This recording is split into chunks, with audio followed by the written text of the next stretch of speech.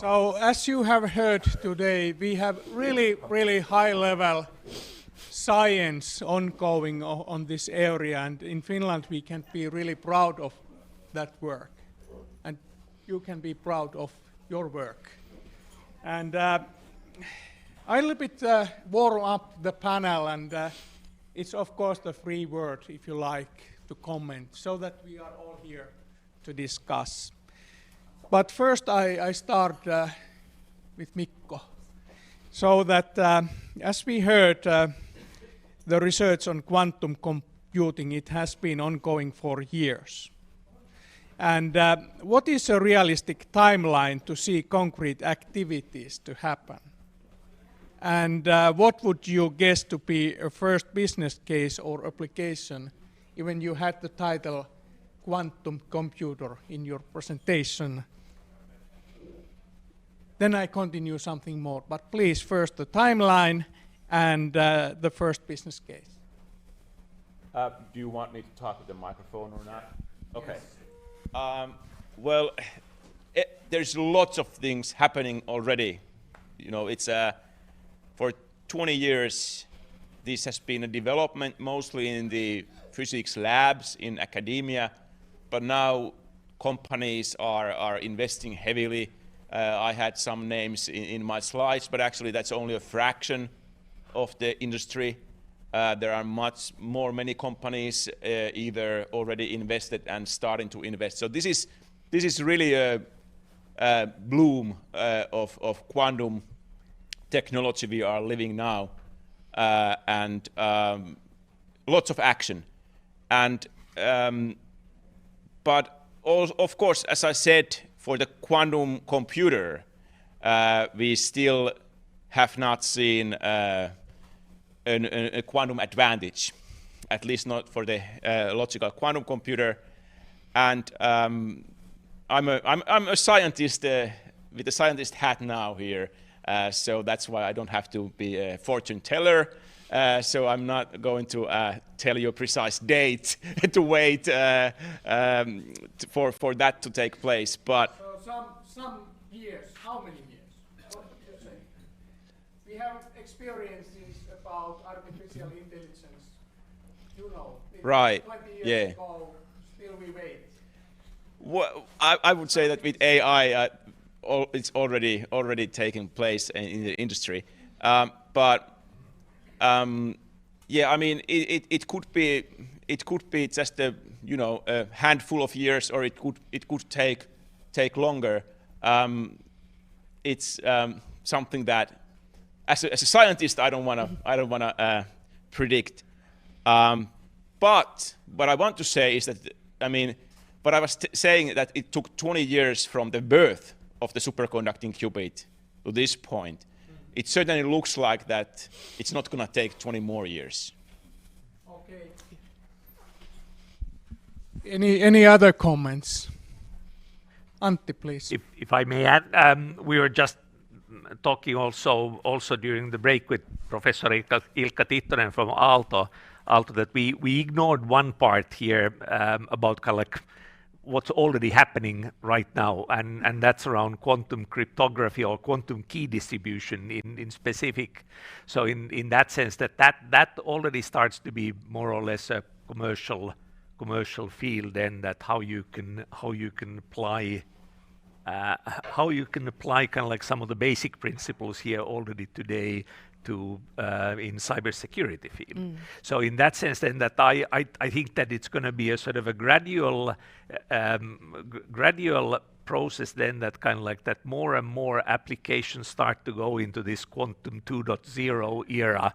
So we'll start seeing specific applications and kind of like applications that are done with computer where you start seeing kind of like quantum supremacy, but then the kind of like the real quantum computer that I understand that why Mikko doesn't want to be guessing there, that the range is probably very wide that when it could happen. Yeah, just one comment on what Mikko just why he doesn't want to predict it is because it's not only one thing that needs to be developed. You have the hardware, the qubit, the readout and the control, and then you need to have the electronics that actually handles all the control, and then you need a software layer that programs it, And then you need the applications like that actually uses the quantum computer. And all these 5 things have to work at the same time. So it's a very different technology development in that sense. It's hard to set one goal. You have several goals that have to coincide at once. So. And also the quantum software. So so we keep on developing the hardware. We talked about a little about the hardware, but also the algorithms, the quantum software. There are also companies and research groups developing that. So depending on how well that development goes, this timeline can come closer or not. So, but I think the bottom line is that lots of things are happening. Actually, we are speeding up now because of the huge amount of investment in this field, and basically now the people we have been graduating for quantum physics, they are actually now getting real jobs in the industry. Isn't that great? They don't have to go to banks or insurance companies, but they actually can go to companies that are doing quantum. Or they can join to VTT. Well, thanks, Mikko. So, Kristiina, thanks about your wide presentation. Thank you. But what is the promise or wildest vision of the quantum technology? Promise or wildest vision? Okay. Yeah, you had the whole world in your slide. So what is, you think, really the promise? Do we get the solution? Yes, I think so. And what Mikko and what was your name? Yes, Daniel was talking about they were talking about combinatory innovation or combinatory creativity, and that is something I'm burning for also. And actually, what we are doing, we always need different things to come together, and also people to come together. And I think the great promise is that when all those different things need to come together, we can find a solution to big burning questions. And this is the big promise. And I think really this about saving the world is the big promise that we can really make here now if we develop these technologies as we are doing and use them for good reasons and good goals. So I'm sure that this is the promise, better world. Okay, thank you. And I continue with Antti, so that how can we ensure that Finland is a credible player in the global quantum arena? You had the bubbles of the big programs in your slide, and in Finland we had only 12 million euros compared to whole, was it 1,500 million euros globally. So does it make sense to do this job in Finland, and what to do that we are one key point globally? So, so in everything, Finland produces roughly 0.5% of all innovations in OECD. So kind of like then that if you use smallness as an argument, then we could stop everything. Kind of like then that we're too small in everything, so don't bother. So obviously that's not the winning strategy for any nation, big or small. So in that sense, then that kind of like that, I think that we have super good chances to be relevant in this field. Like in this building, we happen to have we have superconducting technologies, we have photonics technologies in here, we have understanding about quantum software, these types of things. So we have all the building blocks available that are kind of like actually now turning out to be very relevant in this field. Of course, we need to find then our areas that where we push for then being world class. So of course we can't be kind of like doing everything, but we pick our applications, we pick our solutions. I confess that I hadn't heard about Blue Force until 2 months ago, and I think that it's just a fantastic story on then that how when you have a super good technology and innovation and kind of like you go for a market that where there's demand, you can bounce from Finland and become a leading company in that field, and I'm sure that your growth curves are not about to stop. So in similar fashion now, kind of like I think that for the teams that are working on this, to pick the areas that where we have both scientific excellence plus then an idea that where there is an application that demands a solution, and I think we can do wonders. Christina. Yes, I think so too. And I was about 2 weeks ago, I was in Rotterdam, and I saw a robot that travels the seas and collects plastics from the seas. And they called it the impact product. Impact product. And I think Finland is good in making impact. Our impact is more than 0.5 in the world. And if we can join our forces and create these kind of products, your product, quantum computers, that can really create impact. So then we can be big in impact, even though we are small in numbers. I really believe this. Okay, and then I go to, let's say, more concrete action, because Juha Hassel, a principal scientist at VTT. Juha, you know what research VTT is doing on this area. So how would you see VTT's role in quantum research? Well, I think right now we are in a pretty good position. A lot of stuff coming out of the academic world. Now there's increasing interest from the companies. So even physically thinking that we are in this building, we have this shared clean room with the university, and we can do things together seamlessly. We can also go all the way up to the production seamlessly. So in this early phase, even before the quantum computer saves the world, we can be there doing making significance in this development work, and even making profits like Blueforce is doing. So maybe we should learn from the example. So before anyone has really done any very significant,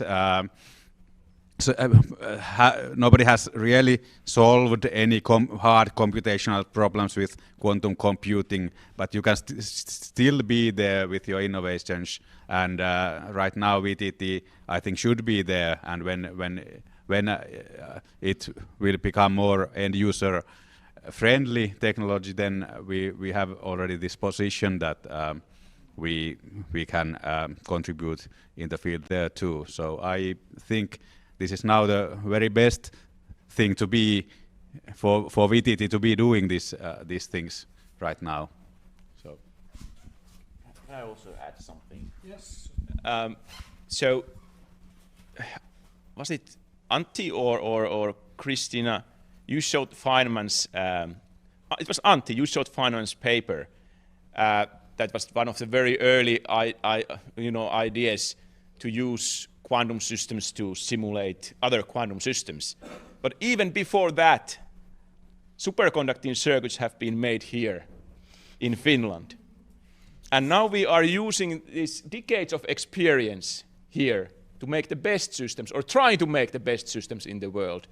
And then we have Blueforce, that is, now the top company doing this cryogenics. So we have everything in Finland, even to build a really useful quantum computer, if we just want to do it.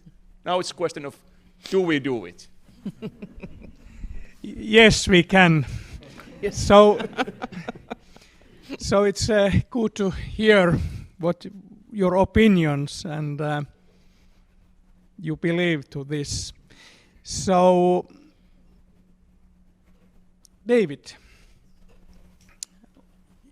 it seemed to be, let's say, very high-tech, big product, and you are now also delivering one cryostat to VTT. It's not very cheap one. So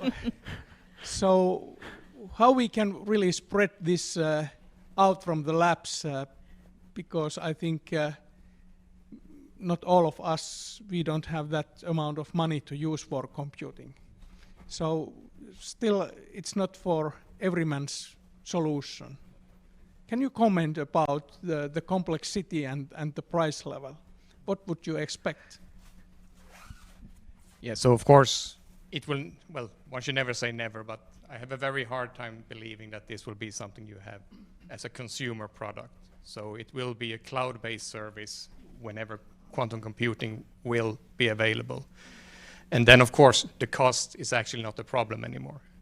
If you look at the cooling equipment you need to sort of install in the big server halls today, that if an infrastructure cost that is actually bigger than having a cryostat installed. There's of course things you can do to reduce the price a little bit, use some new technologies, but if a quantum computer will be based on dilution refrigerators as the cooler in the future, I don't see that as the biggest cost. Already today, it's actually not our cryostats that are most expensive, it's what you put in them. So when we sell a system, this measurement infrastructure I'm talking about, that is at least as much as the system itself. And then the electronics that you need to measure this with, that's almost at factor 10 more than the system. So I think cryogenics is actually a quite cheap part. It's the plumbing, so in some sense. Yes, for sure you have made studies on the business model and calculations. Yeah, and Mikko, I now continue that to continue this high-tech work here in Finland, how can we ensure that we attract and keep the best quantum technology talents in Finland? How do we find the right person? Well, there's two questions here. To find the right persons, to get the best people, is one thing is to educate them. And that's what we are doing in Aalto and also in VTT. In a sense, you are also, although they are permanent scientists, but nothing is permanent in the world. I mean, they also can make spin-outs from VTT, and that's what you want. So we are educating the people, but of course, we are very international. I mean, Aalto University, for example, is one of the most international universities in the world. It's amazing. How can it be? You know, we are Finns, but we are not. We are actually very international group of people, and also in Blue Force you have so many nationalities. I think that's a great strength in Finland, that we actually we speak. Everybody speaks very well English in general, and we are very good in adapting to this international environment. So that's how we can attract, you know, very good people.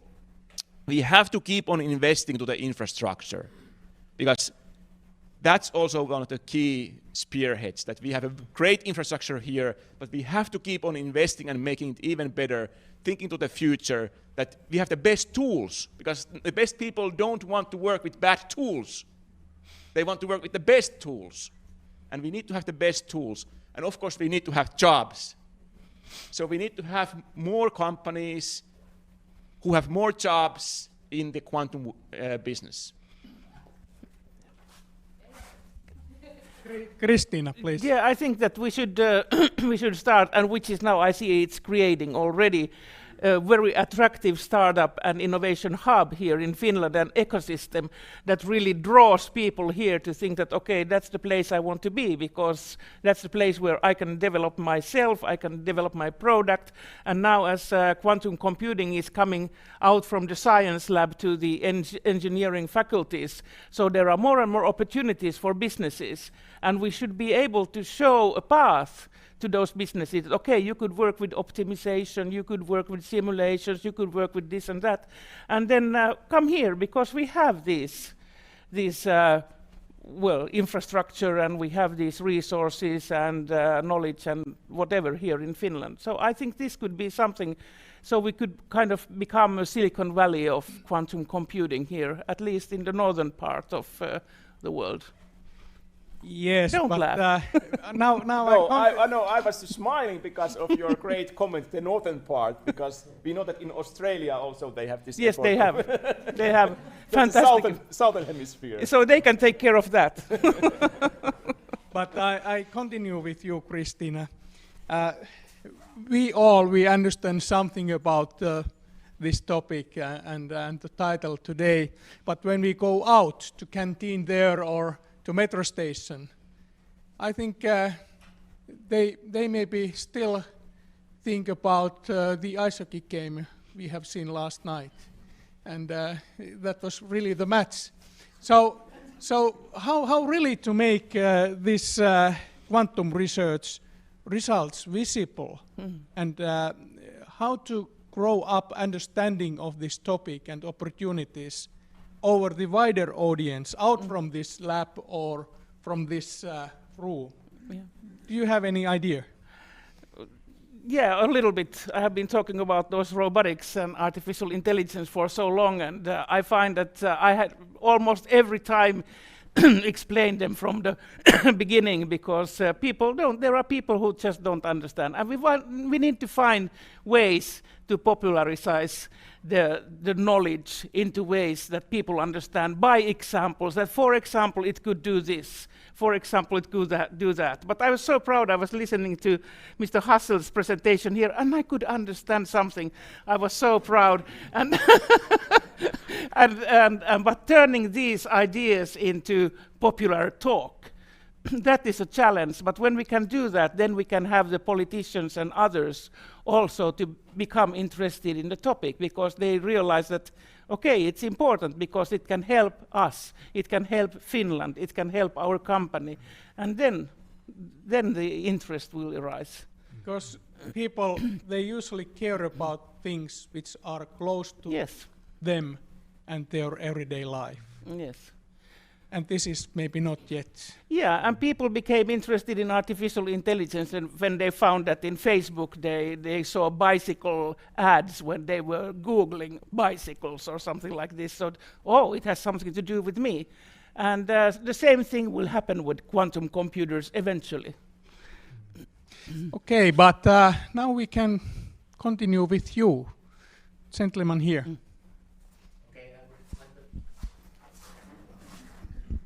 Maybe say something that Mikko already touched a little bit, which is of course kind of change in the way we think of these things. So I guess since I'm representing university, so I guess also for the university this is a kind of big change. So if we think of, for example, circuit designers, then we need that, okay, those people who have always been thinking that circuit design is totally based on classical physics, that will change. Then, of course, that's a challenge for education. We may not have that many people who understand how to have that kind of courses. And then if we think of software, so we already know that, okay, there are big companies like Microsoft or IBM or that sort of companies which are already making very public platforms for people. Everybody can more or less go there and try to think of making some quantum gates and put them one after another. So, and have some sort of understanding what it means to play with quantum gates. And that's of course very clever business, because then you get, like in the same way as Linux was created, they get tens of thousands or maybe hundreds of thousands of people to work for free for those companies. And when the hardware is ready, then these companies already have lots of know-how how to make those programs and software. So Microsoft is already ready almost immediately, without doing anything, without investing one single euro on, or what, at least investing very little, only some very hardcore groups that can work on that. So that is very clever business already every day here, so we don't have to wait for tens of years. We can also in these fields try to think of some new changes, how we actually educate our programmers to take into account that, okay, the algorithm can be based on bits which are not classical anymore. So there are lots of nice things happening.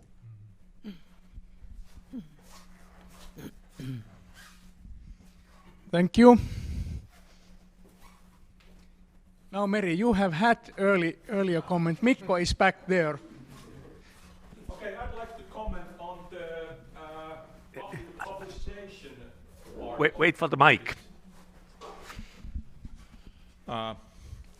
Advertising part of this work. I'm working for ESA Space Telescope, and there I realized that we work actually on entertainment business, because taxpayers are paying for space missions, so they should get fancy-looking pictures of supernovae or far galaxies like the Hubble telescope is getting them. And advertising is what we do too little here. It not only at this phase stage when we are paid by the taxpayers would get something back for their money, but also wider fame in the world would bring in capital investment to Finland. And we are short of capital here in Finland, and there is real room for growth. But we need to improve our reputation elsewhere. I've been suggesting that instead of hiring summer students for physics, we might hire movie makers or cinema planners who are available there next door at Aalto University. Younger guys who would be eager to fill YouTube with fancy videos, popular science videos with VTT or Aalto as at the end titles. So yes, that was the comment. Yes, very good, relevant comment. It is sobering to realize that whenever you see any PR material or press release by IBM, D-Wave, or any big quantum information company, they usually show a dilution fridge. And if you know the business, you recognize that this is a Blue Force fridge. So I mean, almost every PR material related with quantum information shows a Blue Force fridge without Blue Force label showing. Thank you, Mikko. Very good comment. And now, Meri, you had your hands on. So actually, this is very good comment about the videos. I talked to a younger person, and he said that he could never go to take a job if they don't have a video on YouTube, which is totally strange to me. I always read. I never watch videos, but this is changing, so it's a very good idea. But for about the numbers and the best tools and the best talents that we want to keep, we have a plan to build a 250 million microelectronics manufacturing facility in Finland, and we've been studying very carefully how did, for example, the Nokia succeed and what was the role in different European countries, for example, comparing Finland to Austria and ST Microelectronics and companies like that. And we have in the team people who have been following the Nokia's success, and when they were successful in NMT, and then the technology developed, and it was the GSM was coming. And the competitors, Motorola and others, they had huge number of people, and Nokia had 40 people. With these 40 people, they were able to make their RF front-end modules that then developed the technology and then later on the business for Nokia. So thinking a clear strategy, what are our strengths, what are the tools that we need, and what are the ways to operate, and this kind of infrastructure where the people who develop the technology so they can be hands-on, and then you can have the companies and VTT and the Aalto University, so they can work with the problems. If we rely on the, for example, the big Asian semiconductor companies, you can think that okay, you get the fine line width of the silicon wafers from there, but then you are not developing the technology. It's not the new technology anymore. You are just buying it. So I think we have a great chance. We have a long tradition. Yes, it is so that the core group of persons can always start and do amazing things. David, you would like to continue. On that. So of course, the problems we are facing are actually not a resource problem in the sense of how many people. The quantum computer actually, that's a problem that it doesn't matter how much money you put on it. It will have a development time. So then it doesn't really matter if you are 40 persons or 1,000 persons. But of course, the complexity of the whole quantum computer might need more people. But so Finland has a chance in that sense. It's not so necessary to have the biggest infrastructure for this. Okay, well, maybe we take around here and then Mr. Hakon. So coming down to these resources and comparing us like to the other quantum computing projects in the world, so maybe something like if you really look behind those marketing materials. Different players have some different advantages, but if we think of what we have here, we are not missing all that much. So it's not, if you take out the hype from IBM advertisement videos, so we are not that far behind actually, and it's really, there's nothing that given the state of what we couldn't do here in Finland. And as said before by Mikko, so we have a lot of this stuff here already, so we just need to put things together. So I think I'm quite optimistic that this resource problem is not at least an immediate one. I think you are right, but Antti, please continue. So we had here a guy called Mikko Terho in the room who used to work for Nokia and now is elsewhere, but he could have told more about this, but kind of like in the 70s and 80s, Nokia was developing Micro, basically a own computer, and of course it didn't use Finnish processors because there were none, but it was sort of kind of like developing lots of people to have understanding about computing architectures and what it takes to build hardware and software together and those kinds of things. But that one never flew in a sense then that there would have been a kind of like a computer industry in Finland. But those people actually then went and kind of like started working on computing architectures for doing phones, and kind of like the rest is history then in there. So in that sense, that I think that it's also sort of important to understand that we most likely don't have a clue that what's going to be the winning product here, or kind of like that what's going to be flying off the shelves like hotcakes here. So in that sense, that I think that we are still as an industry, quantum industry, trying to figure out that what's the product actually. And now what is important is then that we are really doing experiments, building knowledge, testing, trying to build a product and selling it, and then most likely the first ones aren't going to go that well, but we'll figure out then that what's going to be the one that sort of starts really succeeding. And that's why I'm also pretty sure then that the one that's going to be successful is something completely different than what we can at the moment say. And at the MIT course that we took with Christina, there was one professor there commented when he was asked that, okay, what are the applications? And he said that kind of like that, if you had asked the guys who developed the first transistor that kind of like when are they going to develop Netflix, they wouldn't have known even what we're talking about. And I think that we are at the moment still in the Stone Ages here. So kind of like everything we do at the moment will look very, very primitive very soon, and then but kind of like we need the primitive stuff now then that we can go for the real stuff. Christina, do you have a quick comment, or do we take it from... Please, he has been wanting to talk for a long time, so... So I want to bring up the importance of material science. I mean, in QT1, I mean, you could use superconductors. You didn't really care about how good quality. You could have supercurrents, Josephson junctions. But now with QT2, you need really very good quality devices. Yeah. So you had to really emphasize the research in that area. Now recently there has been lots of development in topological materials. And of course this is one area that should be promoted. And that's one way to go around these impurity problems, because then you are protecting your devices. I think Aalto should invest much more in this area. I don't know how it's with VTT, but at least Aalto should invest much more in this area.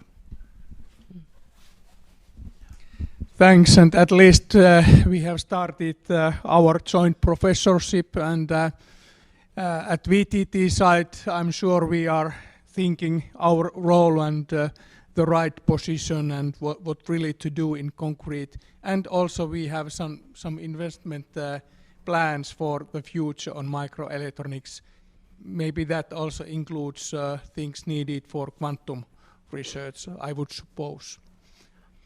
And but if I may just comment there, that I fully agree with you, and that I think is little bit the worry at the moment, that there seems to be sort of a growing thinking in Finland then that kind of like that let's skip the kind of like the sort of some of these fundamental things like material science or similar things, and we just apply kind of like then other people's knowledge, and we need to have fundamental research on material science. It's also needed very much on the biosciences side as well, and we can see then that the best things come from then that kind of like that having kind of like the fundamental research and then combining that with applied research and then sort of the applications. So never forget that part.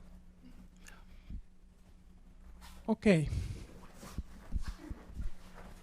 Okay, thank you. And maybe to continue with this Antti's last comment, so these applications may also be on basic science, as David pointed out in his presentation. So do you see these kind of opportunities for Finland, where these advancements in quantum technology could actually be used in something bigger, or some finding out of how is universe composed of, or something like that? Yeah, I could comment on that. I was just thinking about I think it was D-Wave that did with Volkswagen an experiment in Beijing. So they wanted to optimize, and they took 40 taxis and they optimized their routes to the airport using D-Wave's computer. And I was just thinking when you said this that we could also here just find something, a complex Finnish problem that we have, for example, with our forests or wherever it is, and invite the company to join to show that we could now find a solution to this problem with the help of a quantum computer. So that could be something that could be kind of something that we could show to the world, that this is what we did, and show that we are in the front line to those people who are not experts in these technologies. Thanks, Christina. And I think the question probably was that can we use the quantum computer to make scientific discoveries, as far as I understood.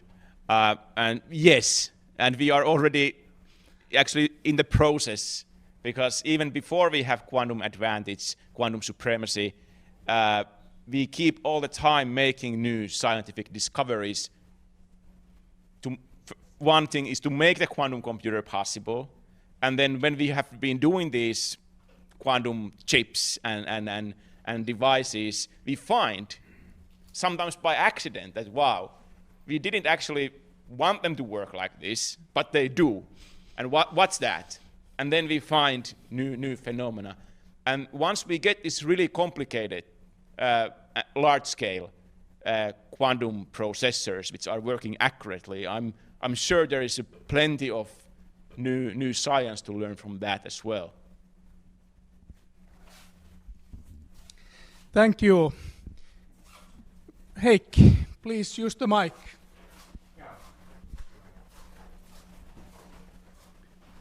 We are talking about application a lot, but we have to remember that most important thing is to focus on the work itself. Because I remember when I started in this business 74, long time ago, and in that time our aim was only to make quantum metrology.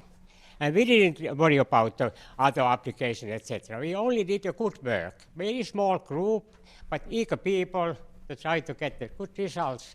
And step by step we became a very big player in the world, even though we had only some people working there. I think that the most important thing is to make a good work. Focus on that. And then there are applications, of course, and maybe applications we don't recognize yet. But we cannot get those applications, we cannot ever get good results if we don't focus on the work itself and put it as well as possible. Well, I can continue to this by myself also, so that you know that in Finland, if we need to get funded, some research needs money to keep going. It always needs companies beside to apply. So the long-term research, let's say free research, is not that easy to do maybe outside universities. So at VTT we do applied research, and the funding is always on the table, more or less. So Antti Vasara, you mentioned about the program, research program or flagship program nationally here in Finland. Is that realistic, and is that needed? So, well, there's the EU quantum flagship ongoing, which is whatever 1 billion euros at the moment. So Europe is investing heavily, and they're building kind of like we're building railroads here. They're building these quantum key distribution systems and like quantum communications already. So I think we have a sort of a we have a lot of work ahead of us now. So one thing is then this that has been discussed then, that we need to raise the awareness, and that's what we were already discussing with Christina, that we need to go for the kind of like the layman's version of all this and start kind of like raising awareness in the Finnish business and decision maker circles then that this is important, and not just kind of like then that people with propeller hats are kind of like talking about. Second thing is then this, that there is, and like this QT program with Business Finland that's being discussed, that there is sort of activity ongoing, and Academy of Finland has been funding research on this side, then that somehow now kind of like I think it's time to kind of like do this type of a sort of a this quantum age report, or kind of like a strategy, sort of somehow kind of like pull it all together and give context to it, then that what we are trying to achieve, and try to kind of like at least first give the framework then that this is what we as a community or society want to achieve here. And then the third step is then to convince then that kind of like that we start the scientific excellence, the impact of this is high enough then that it makes sense to start diverting funding more into this area. But I think that it's very difficult to go and argue directly then that just give us more money, when people don't even understand that how has this any relevance for anything, that don't you see that we have real problems here. So we need to kind of like raise the awareness, make them understand that this is actually solving these real problems, give a framework then that this is how it all hangs together, and we do have a chance in making something relevant here. And then as the third thing is then that, okay, kind of like put your euros here. And that we need to now start. Okay, that's the way. So do we have any other questions or comments from the audience? Or are we... May I still comment what Heikki was saying there, that I so much agree with you then on this, that kind of like that in everything we do, kind of like whether it's a university, whether it's a research institute like VTT, or whether it's company, everything must be first and foremost based on then that we're doing something really excellent. And kind of like then that the excellence and trying to solve a real problem or doing real science there. I think then that we as a community, we need to then work as a team, then that we have some people who are more in the scientific side, some people who are more in the kind of like the let's figure out how this could be applied in a commercial way, and then the ones who go and commercialize. So in that sense then that also that we understand that how dependent we are on each other, and sort of then that this is a team sport, because it is also then that we need to now kind of like show in Finland that we can turn this into real life benefits. Okay, thank you. One comment more, please. So hello, I'm Hanne Lahtinen from the Academy of Finland, and I'm a FET delegate from Finland, so for the future and emerging technologies. And I just want to highlight this importance of the visibility of this quantum technology in Europe. So the FET Quantum Flagship will have the annual event in Finland, 17 to 18 October. And the organizers will be the Quantum Technology Center of Excellence in Finland, so VTT and Aalto. Commission will put a lot of money on that, and it will be during our Finnish EU presidency event. So I wish that this will This will bring indeed the visibility for Finnish high-level research, infrastructures, companies, etc. So this is a kind of a window and possibility. Okay, very good comment. And are we finished now? What do you think? You decide. You decide. Yes, if it was my decision, now we are finished. Thank you for the whole group of panelists, and thanks for you to joining to this small seminar, but the most important seminar for this Friday in Finland. So thanks and have a nice weekend.